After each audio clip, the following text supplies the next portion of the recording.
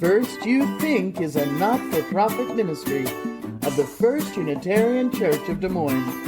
Support us at ucdsm.org today.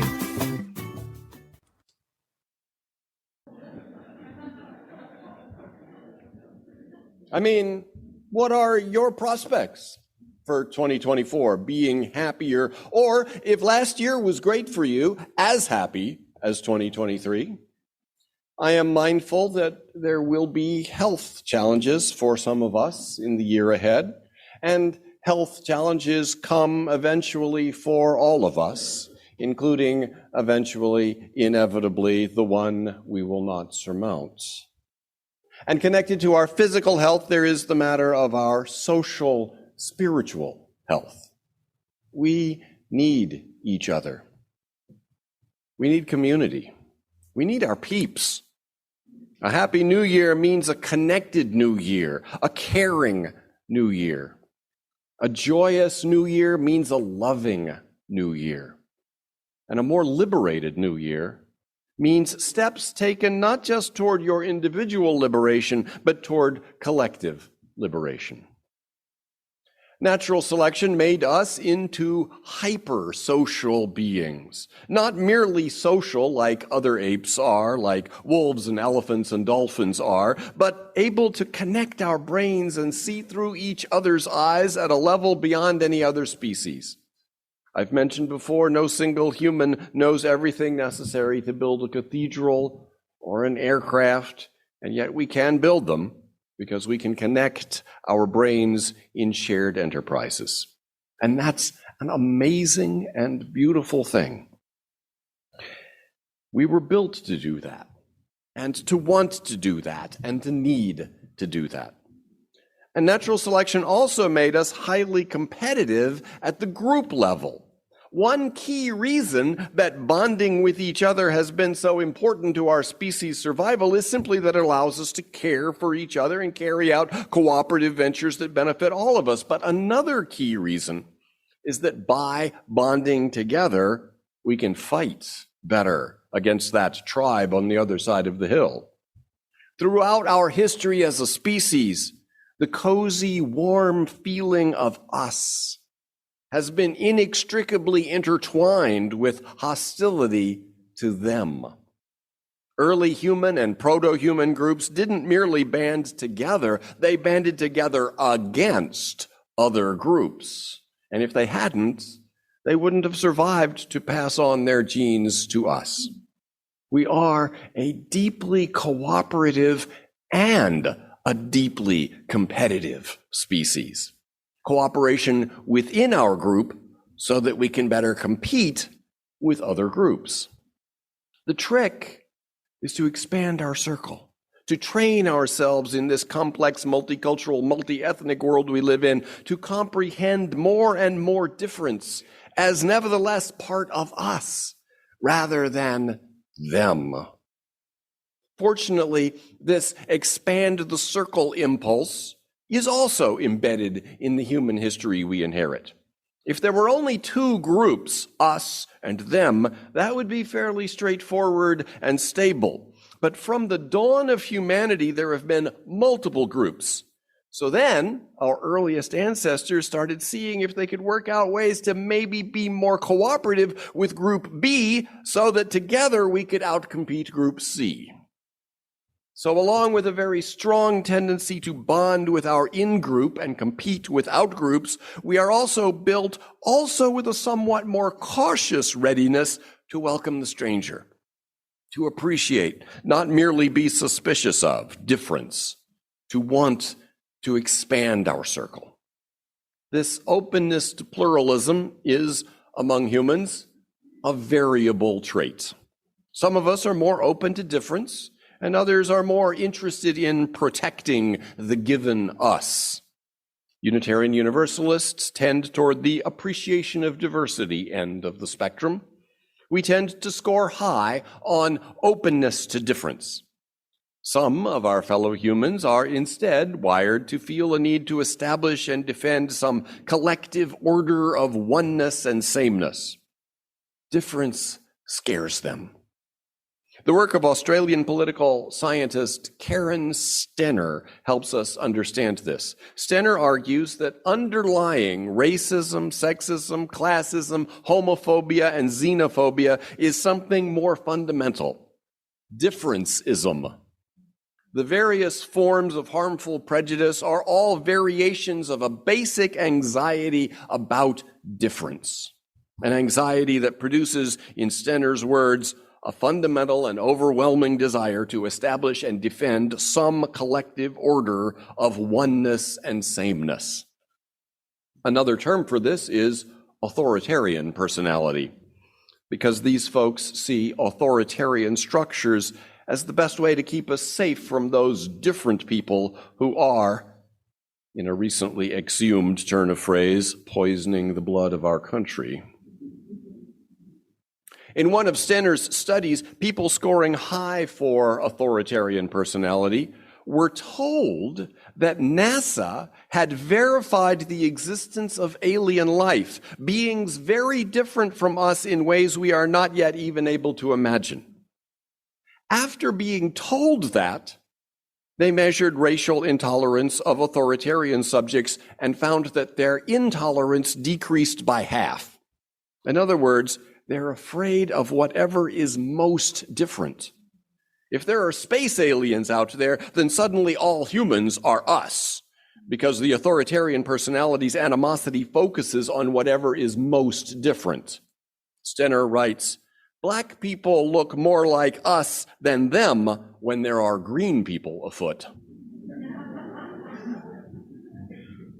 Under these conditions, the authoritarians didn't only become kinder to black people, Stenner noted, they also became more merciful to criminals, that is, less inclined to want to crack down on perceived moral deviance. Stenner's book, The Authoritarian Dynamic, concludes that not everyone can learn to respect and value difference. She writes, "All the available evidence indicates that exposure to difference, talking about difference, applauding difference are the surest way to aggravate those who are innately intolerant and to guarantee the expression of their predispositions in manifestly intolerant attitudes and behaviors." Journalist Connor Friedersdorf estimates that, quote, "perhaps 15% of humans are psychologically ill-suited to dealing with difference." He doesn't indicate where that 15% figure comes from. It seems to be his impressionistic guess. As a rough ballpark estimate, maybe that's about right. But whatever the number might be, we're never going to fix every individual. Never going to train our way to universal understanding and embrace of diversity, equity, and inclusion goals. And that's okay, because pluralistic inclusion has to also have a place for those who don't like difference. We just need systems that neutralize the authoritarian personalities so they don't inflict their phobias on others. It's a point increasingly recognized. Lily Zheng, a diversity, equity, inclusion strategy consultant, for instance, said, "We should design organizations that are equitable and inclusive, whether or not every single person inside those organizations is inclined the same way." And that's something to keep in mind as this congregation considers how we might move toward greater inclusion and pluralism. If, as Friedersdorf conjectured, perhaps 15% of humans are psychologically ill-suited to dealing with difference, the percentage of Unitarian Universalists who are is lower than that, but it isn't zero. A happy new year means a connected new year, a caring new year. But there is variability among us, not only in how much difference we are comfortable including in that circle of care, but also variability in how much difference we ever could learn to be comfortable including. Still, pluralism is an overarching value as Unitarian Universalists. It is our Unitarian Universalist covenant, as the proposed language for revising the UUA bylaws expresses, that we celebrate that we are all sacred beings, diverse in culture, experience, and theology. We covenant to learn from one another in our free and responsible search for truth and meaning. We embrace our differences and commonalities with love, curiosity, and respect. Our watchword shall be, everybody belongs. And everybody belongs here. We know that there are other churches, other faith communities out there, and that some people will prefer those, and we are determined, however, that we would welcome any of them, whatever their culture or beliefs, and that our welcoming pluralism be so conspicuous that it is widely known that we would welcome them, and that any who walk through these doors will quickly perceive they belong and are appreciated. Even those who aren't quite able to appreciate difference as much as our congregation as a whole does. So our task this year, as in every year, is twofold: to cultivate our capacity to embrace and appreciate ever greater difference. And given that this capacity itself is and will be variable among us, to seek ways to better ensure that our congregation as a whole is equitable and inclusive anyway. A more liberated new year means steps taken not just toward your individual liberation, but toward collective liberation. Freedom is relational. It really is true that none of us is free until all of us are free, for freedom, to whatever extent it is achieved, is a collective achievement. The master is as enslaved as the slave, even if not subject to the physical abuses, and that does matter. We are all in this together, and what we do to one another, we do to ourselves, because freedom is relational. Because every interaction we have with every other person can function to restrict ourselves and them, or it can help liberate us and them.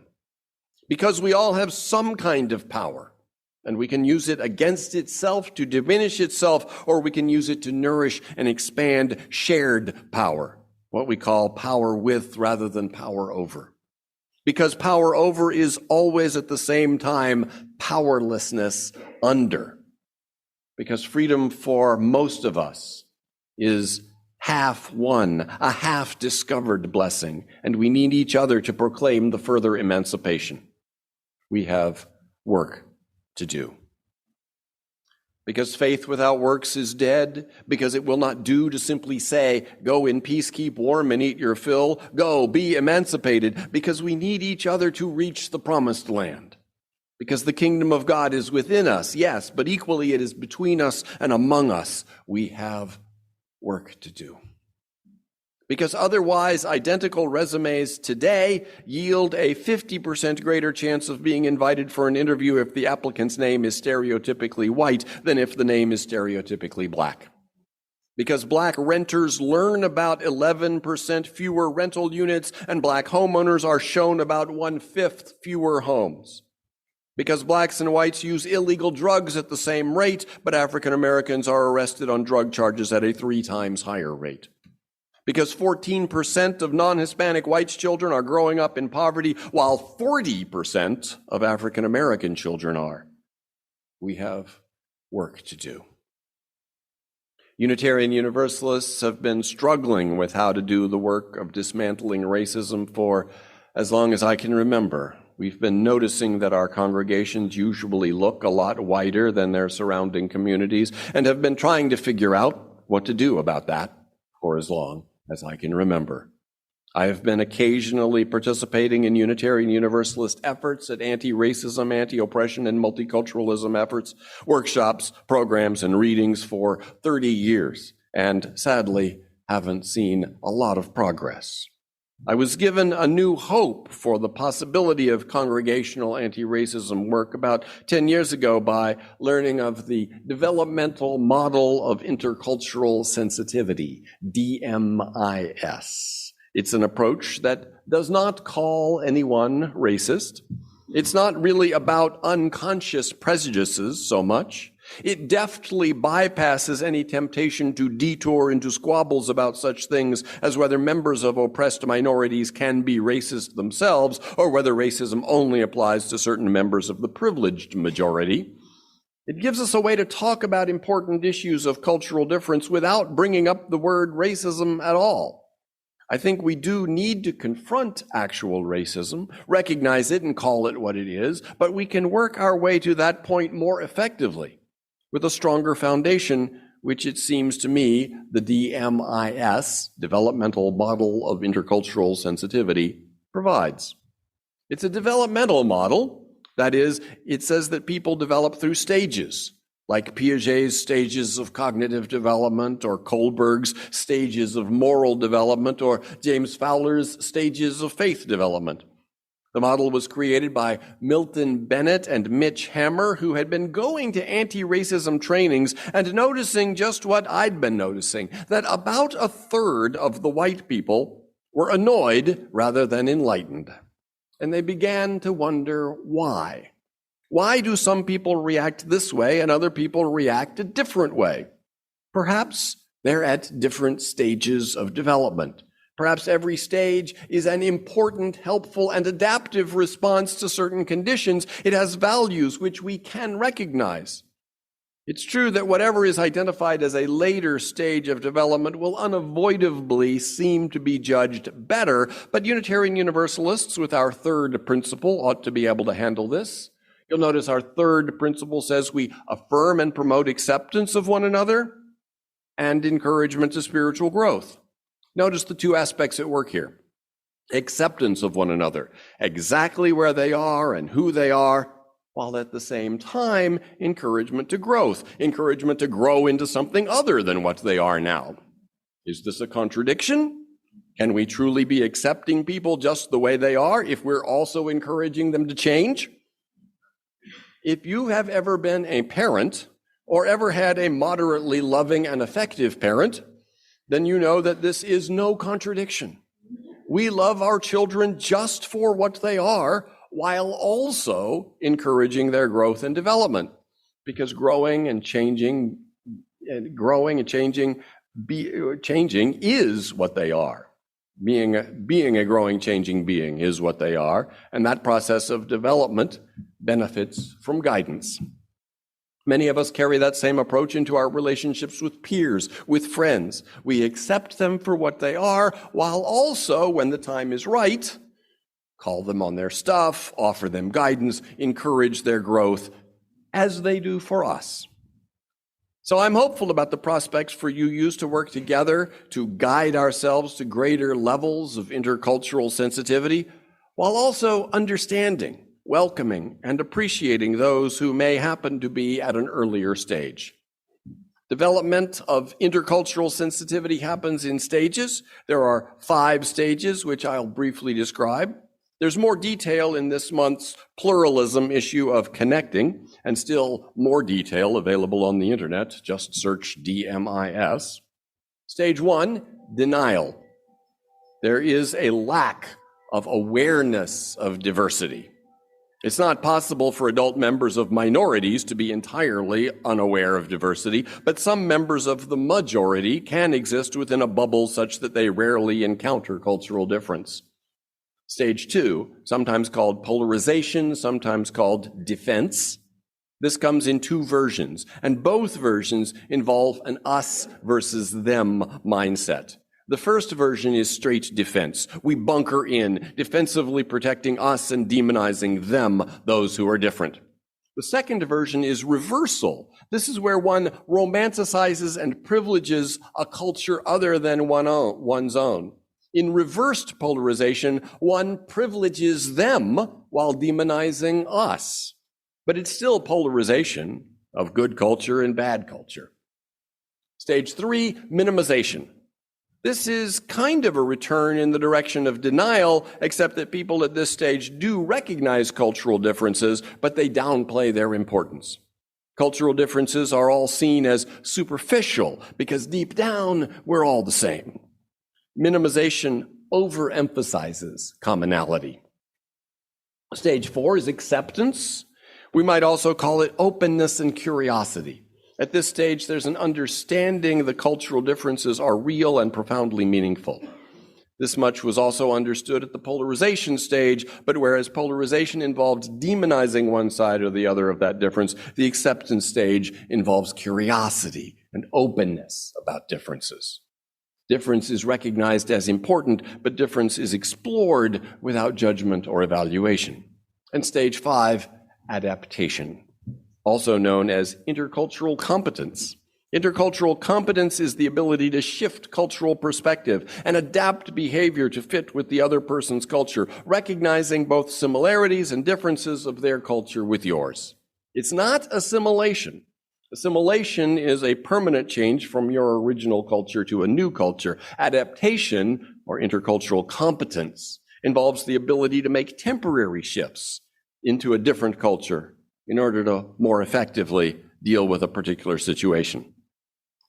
So at what stage do you think that you are? What we find is that most Unitarian Universalists are in the middle, at the minimization stage. We love to say that people are basically the same, minimizing the powerful difference that culture makes. There are commonalities, but let us not diminish real difference. The path of liberation leads ultimately beyond minimization to acceptance and adaptation, and many of us, if not all, can joyously take that path. May it be so. Amen.